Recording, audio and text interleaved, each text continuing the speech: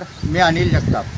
आज आपल्यासमोर येण्याचं प्रमुख कारण म्हणजे खरीप 2025चा पीक विमा मिळण्यापासून धाराशिव जिल्ह्यातील जी एकूण 14 महसूल मंडळं अर्थात 160 पेक्षा जास्त गावं पीक विमा रक्कम मिळण्यापासून वंचित ठेवली गेली आहेत। त्यासाठी आपण लोहारा तहसील कार्यालयासमोर शेतकऱ्याच्या हितासाठी 30 जुलैला दुपारी 11 वाजता धरणे आंदोलन करत आहोत।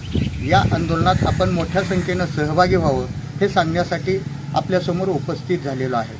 तसेच या संदर्भात राज्य सरकारच्या अर्थात कृषी सचिवांच्या नावानं आपापल्या ग्रामपंचायतमधून ठराव घेऊन ते माझ्या व्हॉट्सअप नंबर जो 8010-120-316 आहे यावरती पाठवून द्यावेत, जेणेकरून कृषी सचिवाची भेट घेऊन शेतकऱ्याच्या भावना त्यांना समजावून सांगता येतील।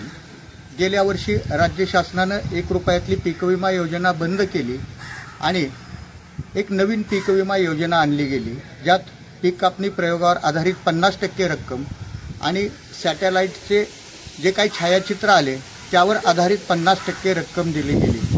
सॅटेलाईटचे जे चित्र आलं त्याचं तांत्रिक विश्लेषण केलं गेलं आणि त्यात या 14 महसूल मंडळामध्ये मोठ्या प्रमाणात उत्पादन आल्याचं दाखवलं गेलं।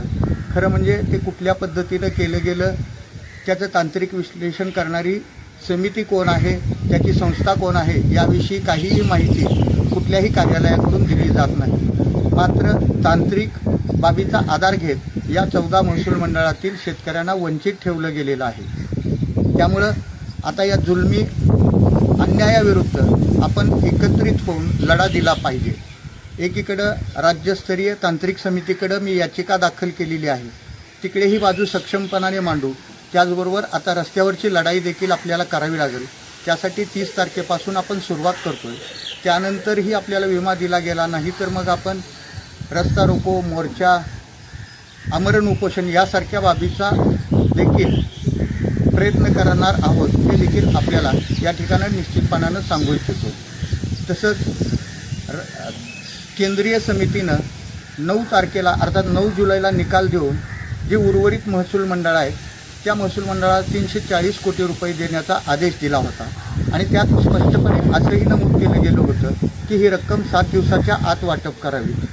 आता 9 तारखेला निर्णय झाला आहे, 9 आणि 7 16 जुलैपर्यंत ही रक्कम पडणं अपेक्षित होतं। आज 19 तारीख आहे, मात्र अद्यापर्यंतही रक्कम कोणाच्याही खात्यावर जमा झाल्याचा मेसेज किंवा कोणीही सांगितलं गेलेलं नाही। आता यात मुख्य अडचण ही येत आहे की पीक विमा 80-110चा फॉर्म्युला असल्यामुळं पीक विमा कंपनी 143 कोटीची रक्कम देणार आहे, उर्वरित रक्कम राज्य शासनाला द्यावी लागणार आहे आणि दोन्ही एकत्रित रकमा मिळून मग शेतकऱ्याला वाटप केल्या जातील। तो वेगसुद्धा वाढवला पाहिजे, त्या शेतकरी बांधवांनासुद्धा विमा मिळाला पाहिजे, हीच आमची प्रामाणिक भावना आहे। येत्या 24 तारखेपासून 29 तारखेपर्यंत या 34 महसूल मंडळामध्ये जाऊन शेतकऱ्याशी संवाद साधून त्यांना भूमिका समजावून सांगून आंदोलन यशस्वी करण्यासाठी, आंदोलन मोठं करण्यासाठी प्रयत्न करणार आहे। शेतकरी बांधवांना विनंती आहे, मोठ्या संख्येनं आपण सहभागी व्हा। जेवढा दबाव आपण पीक विमा कंपनी असेल, शासन प्रशासनावरती घालाल तेवढी लवकर आपल्याला ही पीक नुकसान भरपाई मिळेल।